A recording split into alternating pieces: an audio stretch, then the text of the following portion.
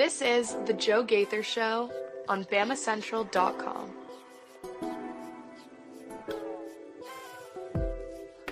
Good morning, Tuscaloosa, Internet world, West Alabama. How we doing today? It's game week. You finally made it.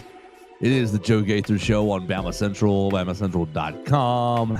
Monday to each and every one of you guys watching us on the Bama Central YouTube channel, listen to us on Apple Podcasts, Amazon, Spotify. We appreciate everybody who subscribed, rated, reviewed the show. We're live in the Derek Daniels State Farm Studios with our guys Theo Fernandez and Hunter Brantley. And Theo, you never mute your computer, so it always double mics you. So follow Theo Fernandez as he tries to figure out technology at Theo Fernandez _. You can follow him right there. You can follow myself at Joe Gaither 6. You can follow Hunter Brantley 8. We're going to have a lot of fun here on a Monday on the Derek Daniels State Farm Studios. Call Derek for all your insurance needs at 205-758-3391. Like a good neighbor, Derek Daniel is there. Home, life, auto insurance needs, renters insurance needs, boaters, trailers, whatever you need in the insurance realm, you can call Derek Daniel for all of your insurance needs.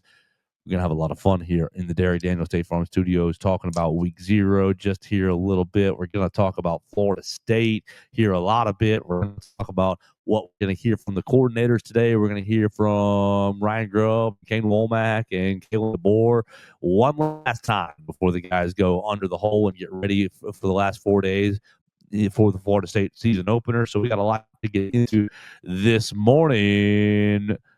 But first, we got to check in on our friends. Theo Fernandez, good morning. How we doing? And first, I'm mad at you. What did I do today? I'm mad at you, dude. We had a whole plan all week long last week.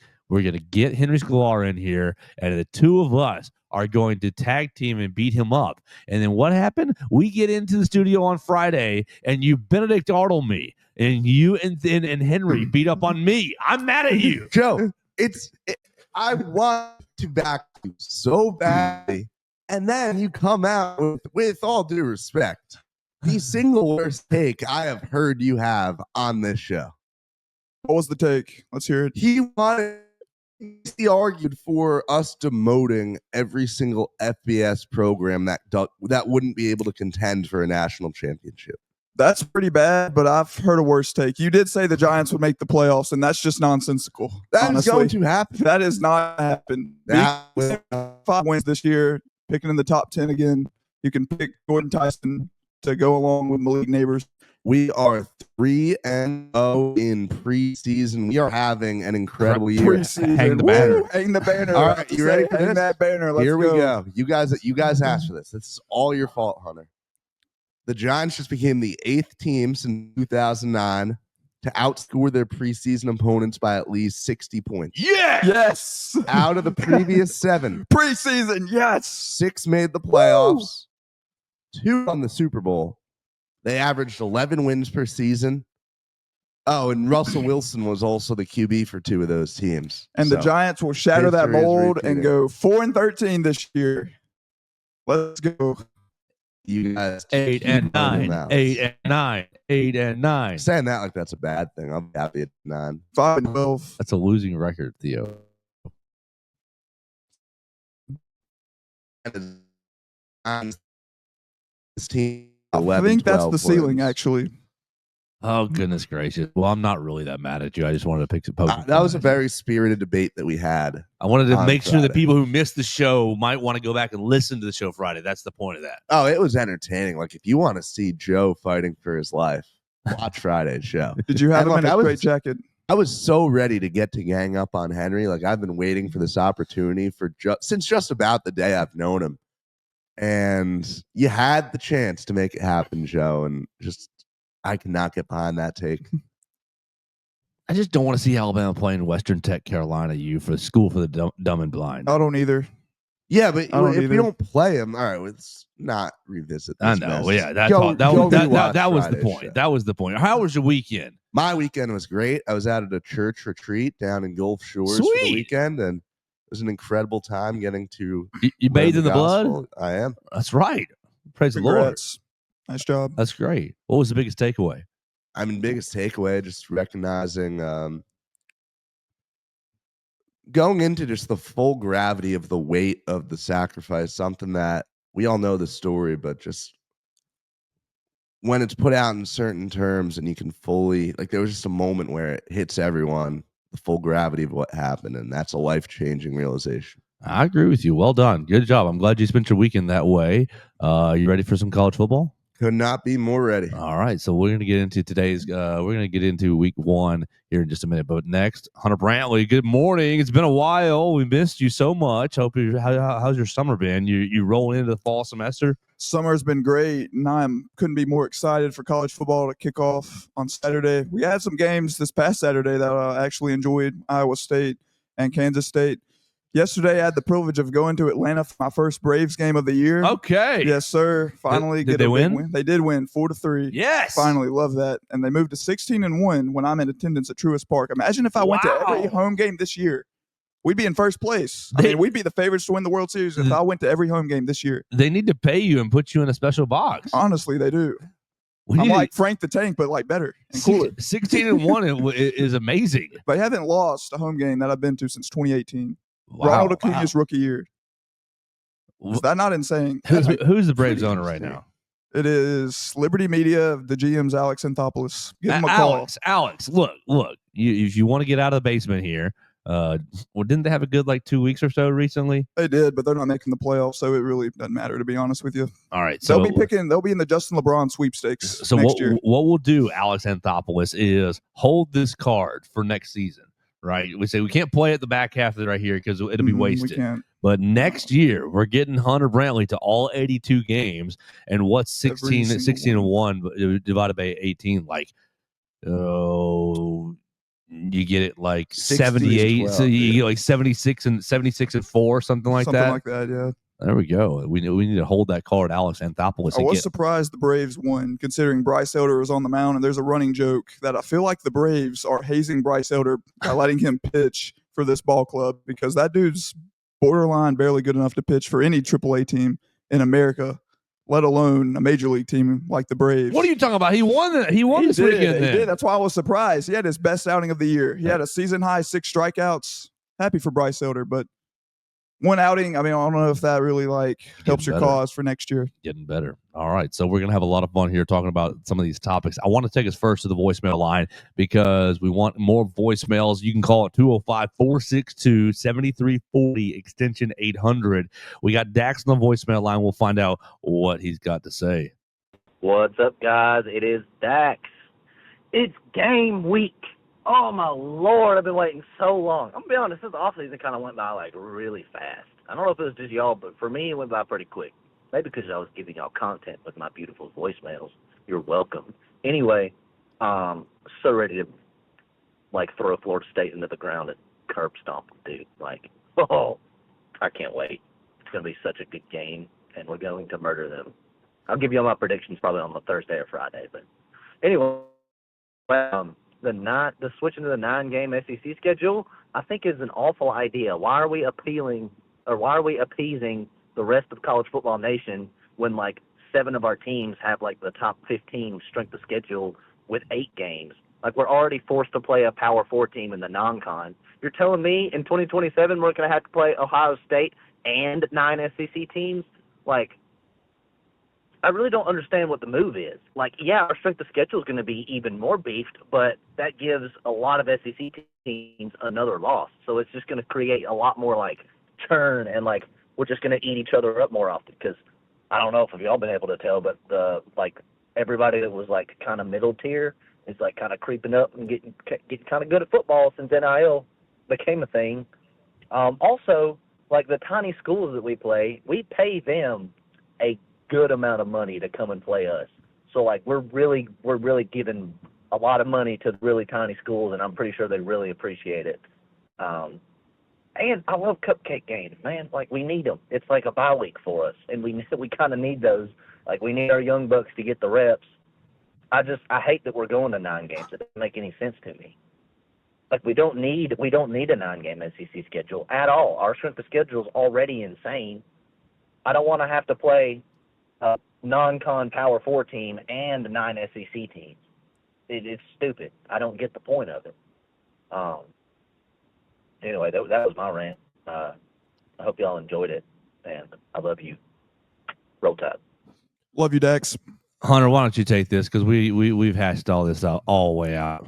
Well, here's my thing. My biggest concern with going to 9 games is some of these big non-conference games like Alabama and Ohio State. I don't think we should do this, but I know some teams already have. They've canceled some of their big-time out-of-conference games. Because they're soft. They are soft, and that's weak mentality, and we should not do that. We are the University of Alabama. We don't cater. We don't back away. We don't get scared against anybody. We don't fight back.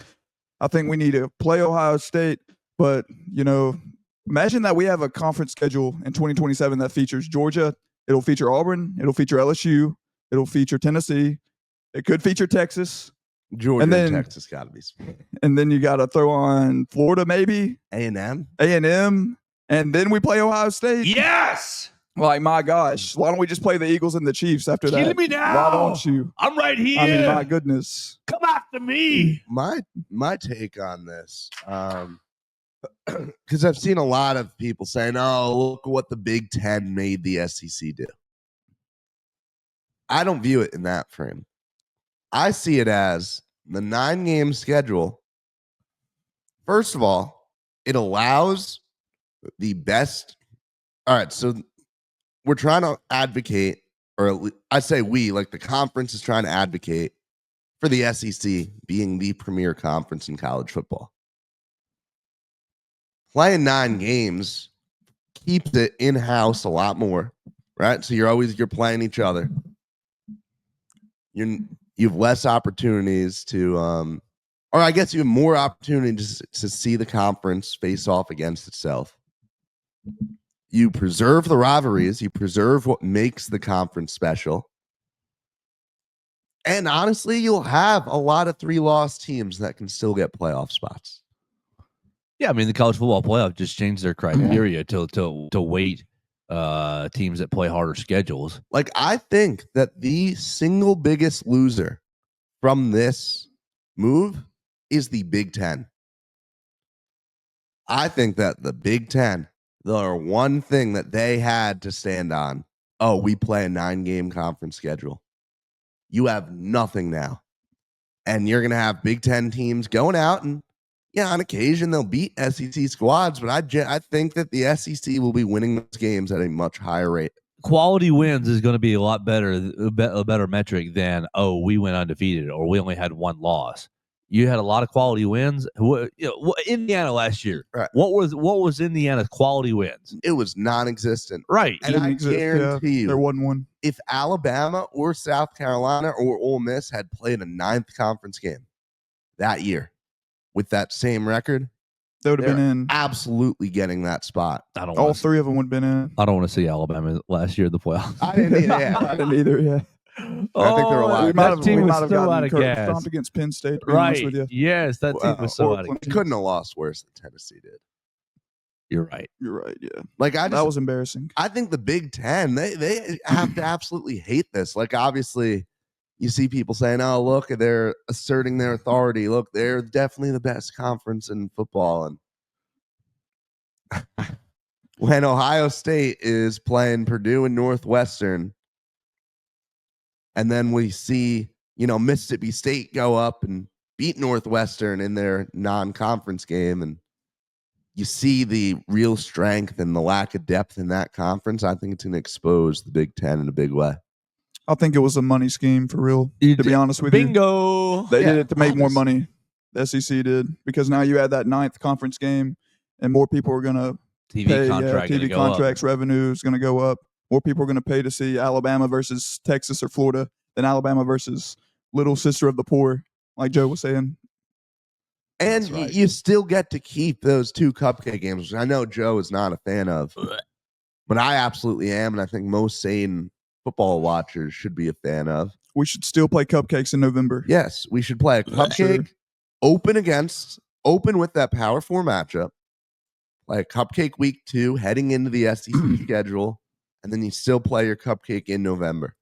I agree. Perfect. Piss off the Big Ten people again, because I know a lot of people don't like that we play cupcakes in November. What does the Big Ten have to critique about that? Because you're playing a team that's not that good, and it's basically a bye in November while they're playing a conference opponent. Yeah, but, Yeah, but the look at Big Ohio State's schedule this 10 year after the Texas game. The only You've got you have bad teams on their schedule. The only difference is the Big Ten plays them before the season. If I hear anyone ever complain that we play our cupcake in November, That's a gripe. That's like You're a common delusional. gripe it is from a lot of people up there. And look, they will look for it. And I say this as a Northerner, as someone who knows, who has been inside these people's heads, as someone who, I'm going to confess here. I know. I used to run a Big Ten fan page on Instagram. Big Ten propagandist Theo Fernandez. So I've used all these arguments. They will never be satisfied. If we're just trying to appease them, they'll come up with every excuse in the book. Can't look themselves in the mirror. No I just hope we don't- accountability. I just hope we don't cancel big out of conference games like some of these teams have. Like, I don't want to see Alabama, Ohio State get chopped. All right, so I guess my question to you then, Hunter, is how do you feel about the years where we have 2 matchups scheduled? Do it. I like that. I like that. I don't want it to be canceled. Yeah, I is the agree. thing. Okay, so we're all in But I agreement think here. Greg Byrne could be in that thinking. You might look around and say he shouldn't, but he might say, dang, we played Texas, Gregory, Auburn, LSU, We're the University Georgia, of Alabama. in the Every same year. team is a cupcake compared to Alabama. Every single team is a cupcake compared to the University of Alabama. Don't forget who we Ohio are. We run State, this yard, Cupcake. Greg. Oklahoma State, cupcake. Arizona State, Boston College, Georgia Tech. Every non-conference team that's already on the schedule may as well be a cupcake. Keep it on the schedule. Keep the contracts. Don't let them buy us out. Make them play it on the field. We'll take the money. We'll get the revenue right here in Bryant Stadium. Don't replace that game with Little Sister of the Poor University. We need to see Ohio State come to town. We need to see Oklahoma State come to town. Arizona State. We need to see, I think there's one with Arizona as well. I know there's one with Boston College. Virginia I know Tech. there's one with Virginia West Tech. Virginia, West Virginia. We need to have the game with Georgia Tech stay on the schedule. They're all cupcakes, Gregory. And then we build a new arena for Nate Oates. That's right. Well, Bang. All right, Genius plan. Keep it realistic here. Can a man dream, please? All right. Can we all not right. get our new Taj Dax, Mahal? appreciate your voicemail. You can call us on the Golly. voicemail line at 205-462-7340, extension 800, especially on Saturday. Goodness gracious, when Alabama is kicking the mess out of Florida State or in a dogfight with Florida State. Give us a call, 205-462-7340, extension 800. React to Kane Womack's defensive calls. React to Ryan Grubb's third down choices. React to Ty Simpson's quarterback play. Right there on the voicemail line at 205-462-7340, extension 800. What do you think Avery Johnson Sr. and his other son were fighting about in Dublin? Theo, did you see this? You were at Yes, church I retreat. did. So I saw it last night when I got back. they lose. Kansas State loses. An ugly game, a defensive game. Why are we playing a conference game overseas? But an ugly defensive game that turned out to be pretty fun. Excuse me. But Avery Johnson Sr. and his other son end up in a scrap on the streets in Ireland. What were they fighting about?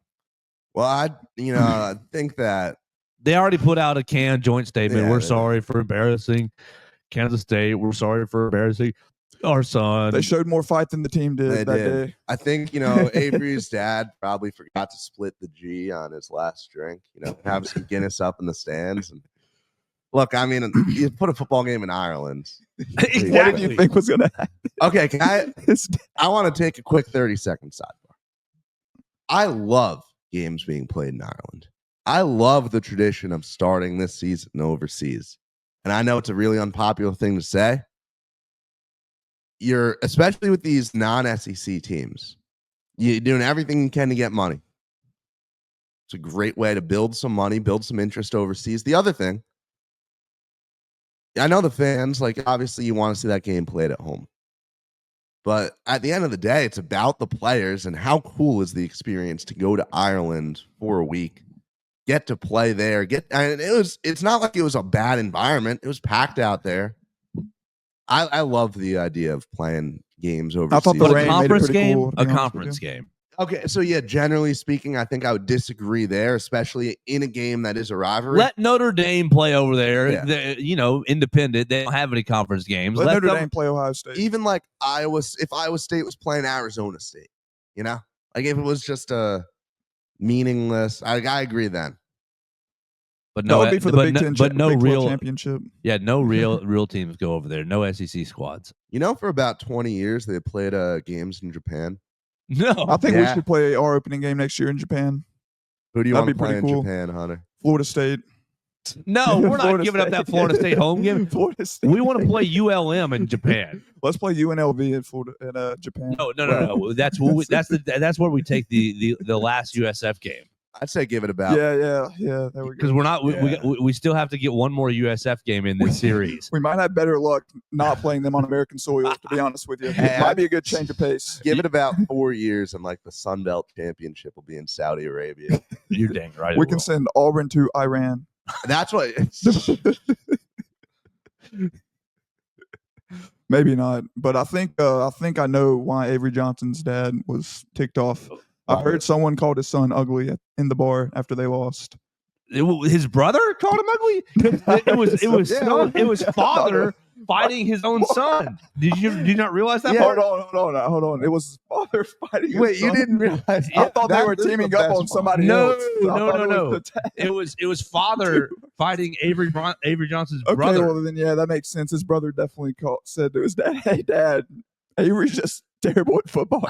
I could do better out there, Dad. Dad, I'm way better than him." Dad, why did you give him all the money? Why did you take him to practice? Yikes! Fighting his son in Ireland. Do you realize when we did our picks Please, last week, man.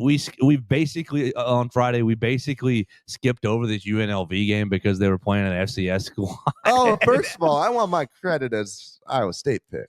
Did you have them too, Joe? No, UNLV won. UNLV won straight up, 38-31. Yeah, I'm talking about my Iowa State pick. Oh no, I took Kansas State. Okay, yeah. Yeah, great. Well done. Credit. Good job. no. Woo. All right, great. I also was on Iowa State as well. Good work, Hunter. On the show, Not on the show, it doesn't but count. I mean, Doesn't count. I know. Voicemail that, man. On Friday, you need to leave your picks for week I wanna one. I'm leave picking every single one. Alabama. I'm picking Texas. I'm picking.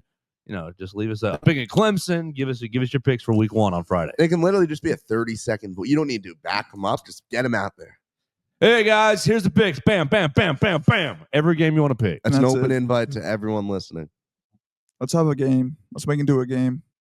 Whoever gets the most at the end of the year gets $5. $5.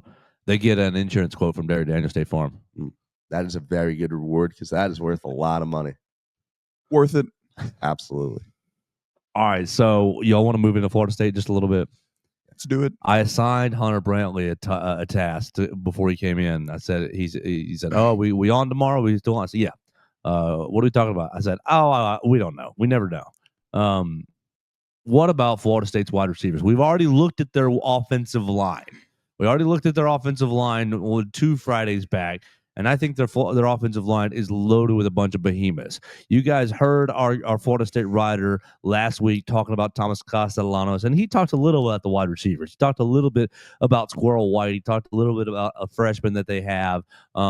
He talked a little bit about the wide receivers, but basically his take was if Castellanos can cut them up on the ground and just make a few passing plays. Similar to Nico last year.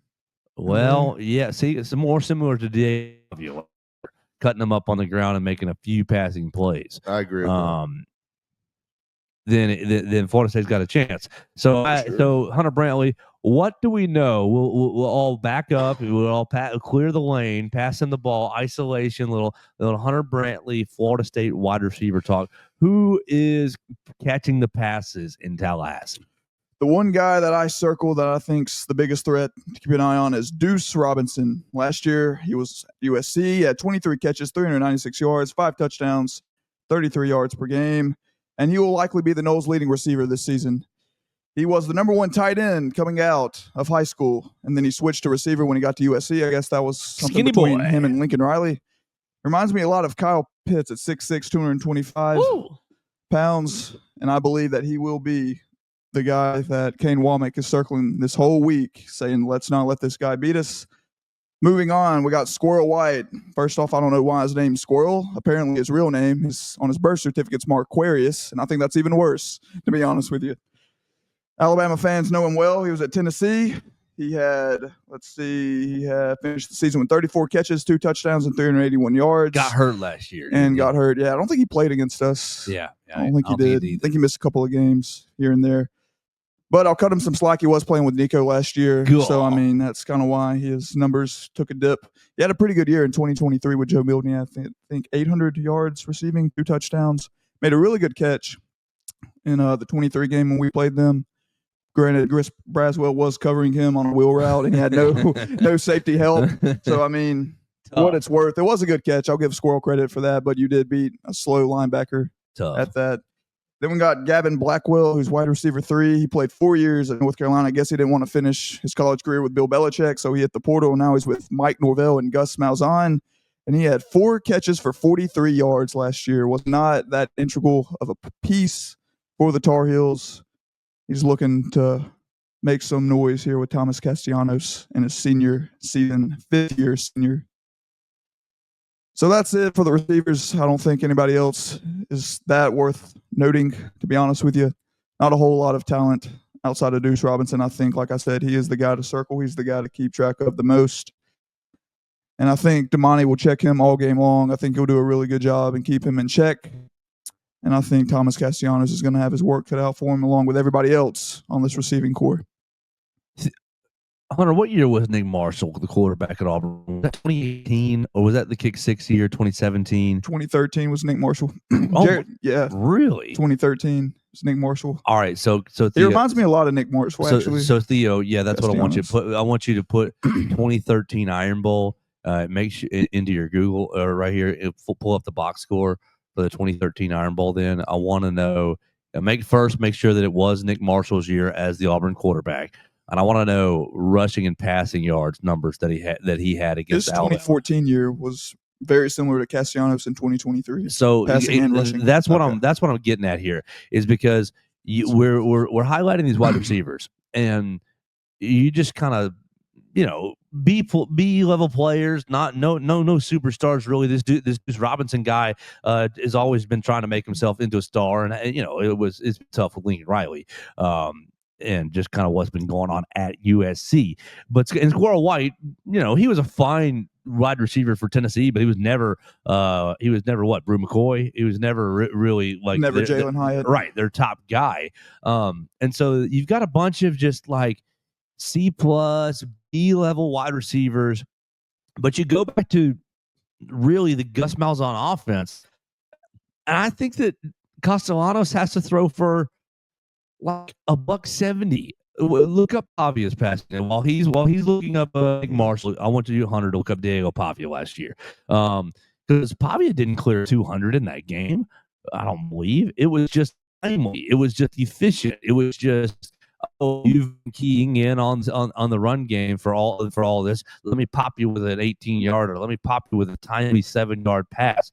And I think that's really what Alabama is going to be walking into this weekend, where everything's going to be predicated on the motions, on the run game of Chroma, on the run game of Roydell Williams, on the run game of Castellanos. They're going to have enough guys who can run the football that we just need to hit a few passes. And so it's going to be really, really tense. I don't know what's a better word. We're going to be really, really rigorous. Right.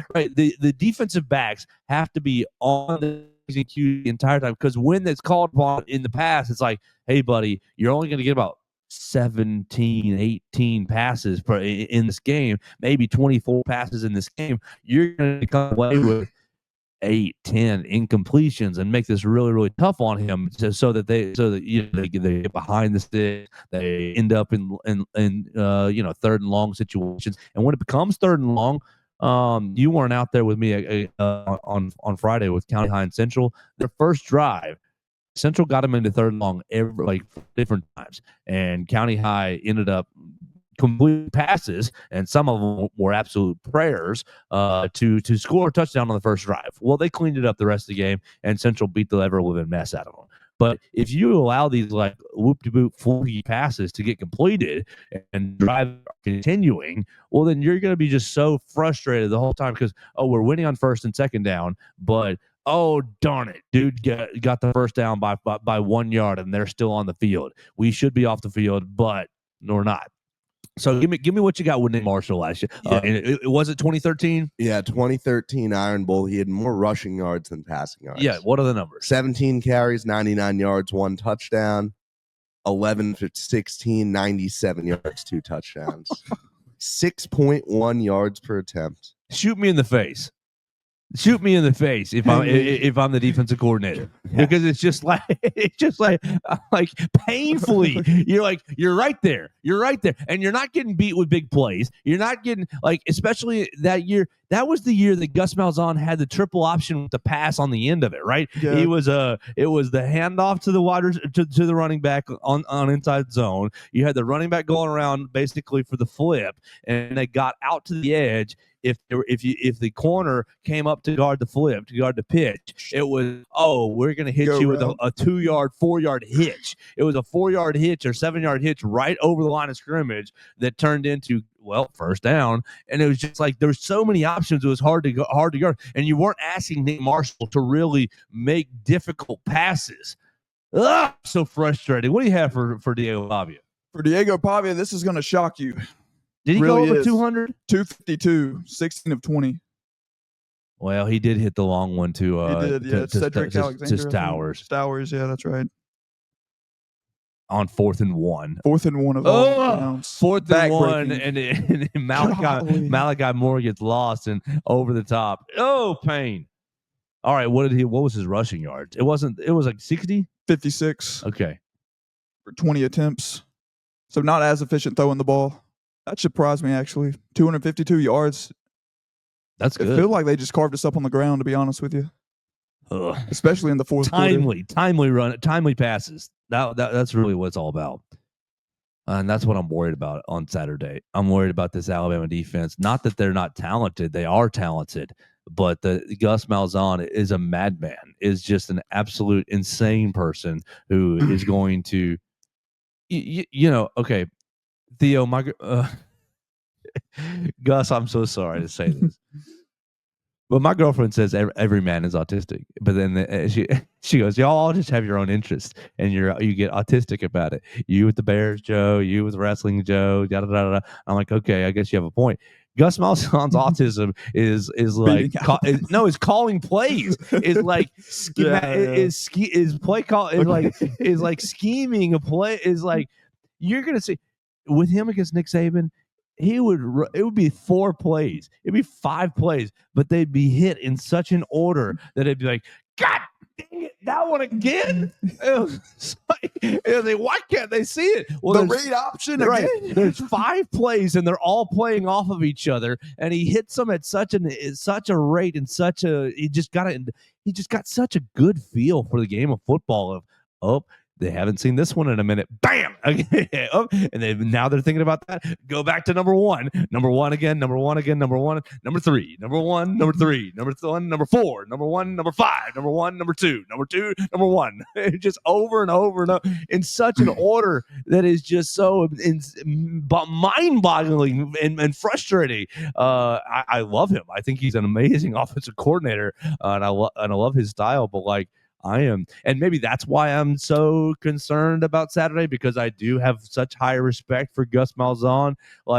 You got a big offensive line who's going to be leaning on Alabama's D line, and he's going to be running the quarterback. He's going to be running wide, going to be running jet sweeps all game long. He's going to be running a read option, just like you said, all game. It's going to be read option, jet sweep, read option, jet sweep. And then it's going to be, we're not reading anything. It's just going to be straight inside zone. And how about a trap? How about design quarterback run to the right? It's going to be, tall sweep to the left. It's 3rd and 1 again. Of course they're going to get it because everybody's looking at a different thing. It's 3rd and 1 over and over and over again. I don't think that Alabama's going to lose. It's still on a Monday, but I still am deeper into my feel that it's going to be an ugly, frustrating game. Joe, if you asked me 3 months ago how I thought this game was going to go, I think I would have been a lot more confident then in this game being more of a blowout than I am now. Yeah. I agree with the idea that the more I look into it, I really think like 7-6 halftime score. Now, no, before you keep going, I'm not I'm not poisoning your mind with this, am I? No, I mean, it's been a slow dosage of poison, but it's come from many different sources. Turn that stove up a little bit more each day. It's right. Like it's starting to spread throughout my body. It's went from mild discomfort to like I'm feeling the effects. Is there doubt creeping in right now? Yeah, like yes, a little bit. And doubting Galen DeBoer? I still feel very confident that Alabama will win this game. I just don't think it will be by a very large margin. Hunter, how are you feeling about this game? Because I'm starting to get on a Monday. I'm not getting antsy yet. I was already a little bit concerned, but I'm with Theo. I think the level of concern is gradually just increased slowly. And I think by Friday and Saturday morning that I'm going to be just scared to death, to be honest with you. Knowing what Gus Malzahn can do and what he's capable of, I feel like all summer he's just been camped out in his basement with the lights off, with a clicker.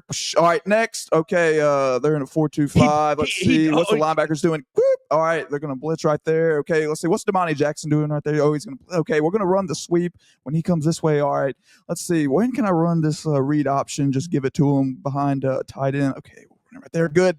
Next, you're gonna get some shovel pass. Oh my God! How many times did Alabama get crushed on a shovel pass, on a timely shovel pass last season? You know that's in the arsenal. You know that's in his cards. And like you think about Gus Malzahn going from head coach at UCF, where he's got everything. You got to run offense, got to run defense, got to run special teams, got to run recruiting, got to run fundraising, got to make sure the discipline is right for everybody, got to make sure everybody's academics are right. Hey, buddy. Now you're just calling plays at Florida State. All you got to do is put this group of offensive players into good positions and get ready for this Alabama game. It's not, we were standing out there at the facility, and one of your WVA coworkers, who should go unnamed here, was just Alabama's going to beat the mess out of Alabama's going to nothing in halftime. Right, exactly. And I thought, you are the biggest fool in the world if you're not seeing this coming. And like. You get onto the internet and you see a big section of the Alabama fans still on, well, it's going to be a blowout. They were 2-10 last year. They stink. They were 2-10 last year. Thomas Castellanos is no good. He's no good. Got benched last year. Yeah, with Bill O'Brien. If you got benched by Bill O'Brien, you must think all of them just clouded judgments from the time that Bill O'Brien was here. And Bill O'Brien really, honestly, made chicken salad with Bryce Young. I mean, Bryce Young was amazing, but outside of Bryce, that was a bad offensive line, and that was a bad terrible skill position. Exactly, that was a bad wide receiver crew. Terrible. Probably the worst we've had under Saban in a long time. Not far really, off. Since I've been alive. Yeah, not far off, honestly. And so people are clouded in their judgment on Bill O'Brien and Pete Golding, the two coordinators in that 2022 season, right? And so you get everybody clouded. Well, if you got benched by Bill O'Brien, you must not be very good. He is a perfect fit for Gus Malzahn. It's going to be torture on Saturday. Nick Marshall 2.0, to your point. It's going to be torture on Saturday. And so whatever you got to do, eat a good breakfast, have enough coffee. If you're the alcohol in the morning type, maybe have yourself a shot. I'm not, but like whatever you got to do, because it's going to be torture on Saturday. Is kind of my Monday prediction. It's going to be DeBoer and company. They're going to be able to figure the talent. It is better on Alabama side. It is, but it's going to be 8-minute possessions for Florida State. Not to mention it's going to be 100 degrees outside. Yeah, and raining. In all likelihood. And raining. And war chant. So I'm not a gambling man personally. I don't believe either you guys are big time.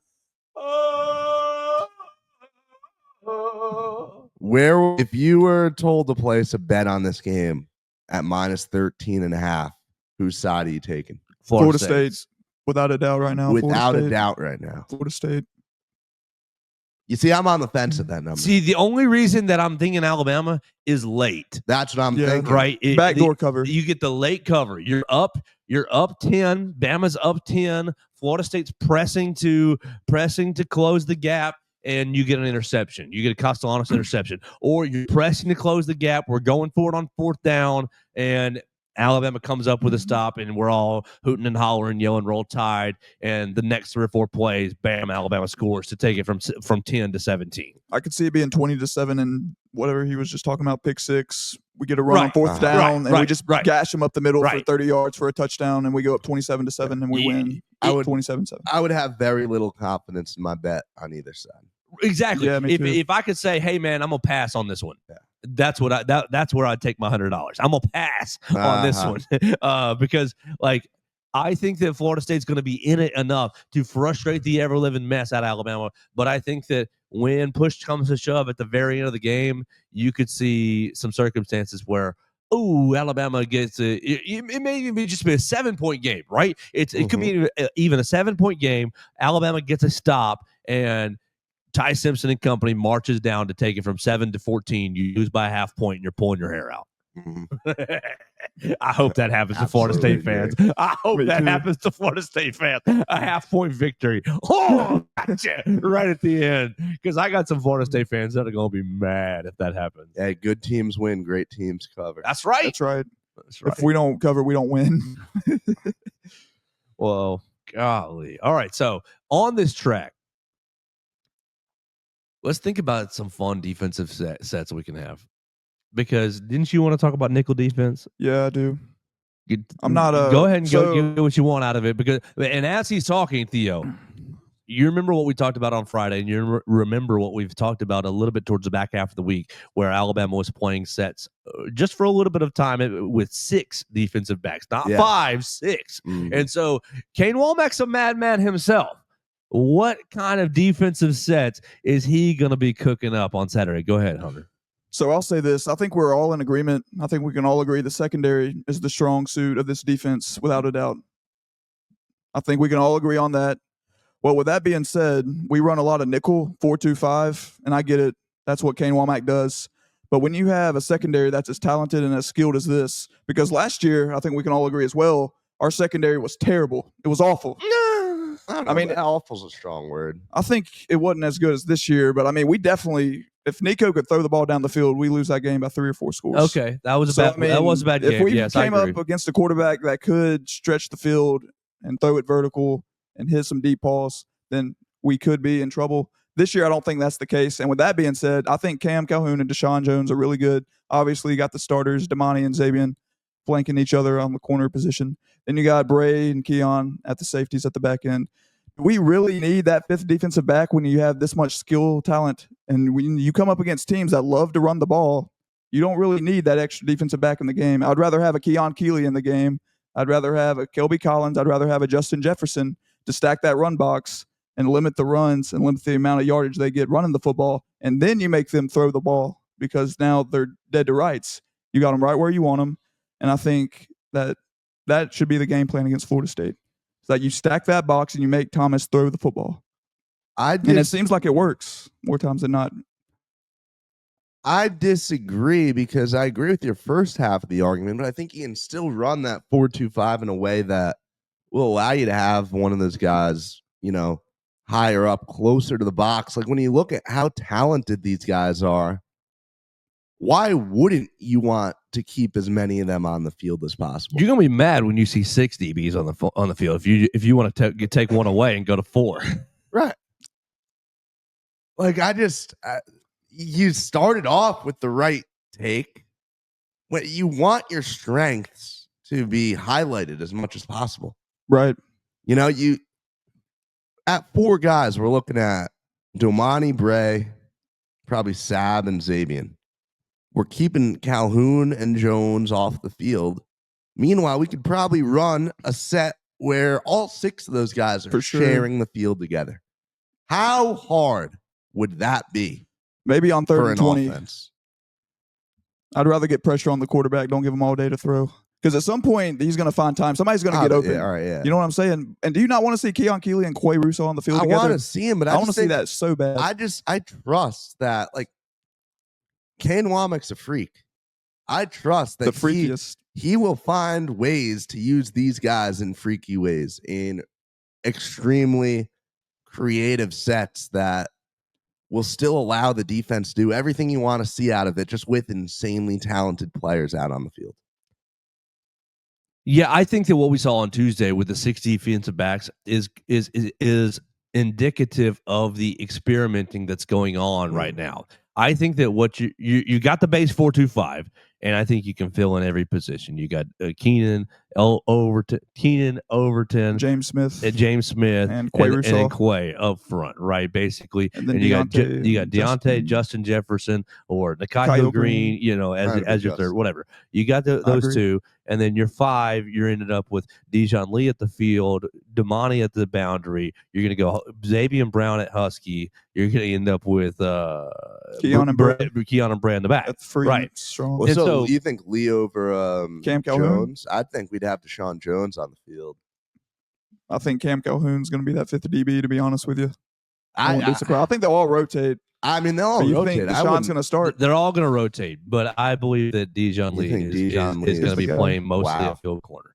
And so that's how you're going to start. But you're going to, what we saw, you're going to end up pulling one of the inside backers off the field and putting a safety on the field, another safety on the field, but a 6. But I think your adjustment is to go from taking one of the 5, take your Husky off the field, and you end up with Quay basically playing Husky because he's going to just stick with me real quick. You're going to end up with the Husky taken off the field, and Xavier will kick out to the field. You'll pull Dijon Lee off the field, and you'll end up with Tim Keenan, LT, James Smith, and your boy Keon Keeley, Jordan Renaud type. Keon Keeley, Jordan Renaud, Kelby Collins. Yeah. Yes. So as a 4-man front, as a true 4-man front, right? And then you're going to end up with you'll end up with Quay, Jefferson, and Deontay. Quay, Nikhil Green, Deontay. Some form of fashion of those three. And that way that when they're hitting you on the edge this weekend, it's like, oh, you got to block Quay Russo out there. I think that there's going to be some really creative way. Like, do you remember on Wednesday, Colin Gray, Tuscaloosa News, asked Kane Womack about the balance of playing just the 4-2-5 versus playing your best 11 defenders. I remember that. I wasn't there. I remember that answer. And he was like, well, that's the big challenge now, isn't it? And he played the coach's answer. I think that you're going to see packages and experiments with that. You're like, what are we doing? And then you're going to have, it's going to take a couple snaps to where you're like, oh, this is what we're doing. Okay, this will work. Because the defensive personnel is so, I think it's really talented. And so it allows Kane Womack to just say, yeah, everybody knows it's 4-2-5, but on these downs, is it actually 4-3? On these downs, is it actually 5? Is it actually 5-2? Is it is it 3-4? We're going to get different looks through the game, and I think he's going to use different looks to really try to mess with Gus Malzahn. Agreed. You think he'll do any experimenting on Saturday about what he can get away with and what he can't get away with as far as formation and personnel is concerned? I think I think you experiment to a certain extent, but you save a lot of that for you. Why? Why? You don't got to say nothing for you. Right. You're playing straight 4-2-5 against those jokers. No, you're starting to. What you're doing on Saturday is you're messing with Mike Bobo. You're messing with Mike Bobo starting on Saturday. All right, Mike Bobo, Georgia trip, right? Okay. You're messing with Mike Bobo on Saturday by messing with Malzahn, right? By messing with Malzahn's scheme. Well, shoot, what are they going to come out in this on this drive? Is it going to be 3-3-5? Is it going to be 4-2-5? Is it going to be 5-2? Is it going to what 5-2-4? Right? Like, what are they going to come out? And so you're doing this to disrupt Castellanos. You're doing this to disrupt Gus Malzahn, but you're also doing this to overload Mike Bobo and the Georgia Bulldogs staff, being like, oh, bleep, we've got to prepare for a lot more now because the talent is stupid. The only place that I think you're thin is inside linebacker. And we've talked about it right now. And like, you hear really good things about the freshman inside linebackers. So if that is even shored up, then and you're deeper than just the first three, then you're able to really do a lot of stuff defensively, because I think your defensive line group is really solid. I'm excited about Edric Hill. I'm excited about Jordan Renaud. I'm excited about every time we're out there, Hunter, Freddie Roach is mother bleeping Steve Bolaboomwa, because I think that they really think that he's got some potential to contribute this year. And so because each of these position groups is so rich with talent, I think Kane Womack's able to get his mad scientist on. See a lot more exotic blitzes. You could say that. Yeah. Maybe feature a package with Quay and Keon in at the same time. Yes. Like, go crazy, Kane Womack. You know what I'm saying? And so if that's what happens and Gus Malzahn is confused, do you get an Alabama easy cover? That could play in our hands, to be honest with you. If he does all of that, if he, gets crazy, gets creative, kind of like against Georgia when he blitzed 8 guys, he ran and gave 8 on the goal line, which led to safety. That's what we need. That's what we need more of. Kill. I'm excited to see what's cooked. And it is a fascinating OC versus DC battle. That's the biggest part to me. Awesome. It really is. All right, one more aspect schematically, but as we're rolling into the week. Tony White running a 3-3-5 is apparently disguising a lot of stuff. How do we think Ty Simpson is going to be going to be able to pre-snap? All right, this is what they're in. This is what I want to do. Get Alabama into the right plays and make the right reads after the snap, Hunter Brantley. I think he's going to have a lot of success on Saturday. I think in this instance, we talk about it all the time. It's more Jimmys and the Joes than X's and O's. I just, across the board, Earl Little was great at Alabama. Not sure how good he is right now at Florida State. And I think that was a byproduct of last year, what we saw. I don't know how many guys they got from the transfer portal this year. I imagine they got a lot. Yeah, that's what I figured. But I still think the case is still the same, that it's more about who is out there on the field than it is the 3-3-5 that Florida State runs. I think Ty Simpson is going to have a lot of success. I think if he just distributes the ball, similar to what we were saying about Castellanos, just get it to Ryan Williams, get it to Jeremy Bernard out in space, and then lean on the run game. I know Jam Miller's not going to be healthy. That's my biggest concern, is how are we going to run the football? We struggled with that at times last year, but I think more of that was not opening up the playbook for Jalen Milroe and not using every pass concept that we have in our arsenal. And then along with, obviously, you can blame Milroe for sure, but the Eagles got away with it this past year. I think Jalen Hurts had 2,900 passing yards, and Saquon ran the ball for 2,000 yards. So it can be done without throwing the ball all over the field. I think Hurts had 18 touchdowns with 5 picks. So if you have a good enough offensive line, you can run it right down their throat. Obviously, it helps to have a quarterback that can stretch the field and the defense at bay with your arm. But, I mean, that's my biggest concern, is how is Alabama going to run the football to open up those big passing plays? Theo?